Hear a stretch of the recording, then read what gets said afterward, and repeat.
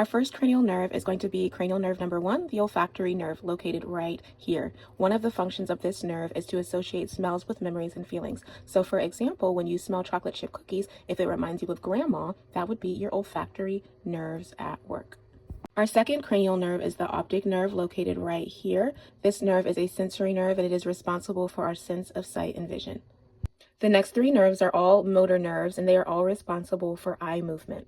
This would be cranial nerve, the oculomotor nerve number 3, located right here and right here. Your trochlear nerve, which is cranial nerve number 4, located right here and right here. And then your abducens, cranial nerve number 6, located right here and right here.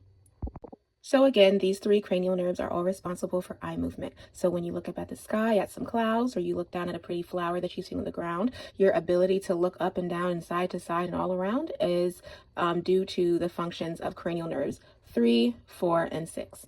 Next up is cranial nerve number 5, known as the trigeminal nerve, located here and here. This is a mixed nerve, and so it has sensory and motor functions. One of its sensory functions is facial sensation. So it's what allows you to feel pain, temperature, and touch on your face. So for example, when you go outside and play in the snow and make snowmen, when you touch your face and your face feels the coldness from your hands, that is the sensory aspect of this nerve at work. Now, one of the motor functions is the ability to open and close the jaw. So when you are opening your mouth to speak or eat, your trigeminal nerve, cranial nerve number 5 is hard at work.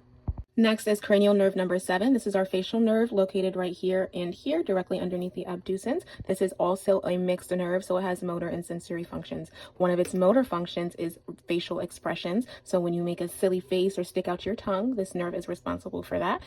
And one of its sensory functions is taste, specifically to the front of your tongue.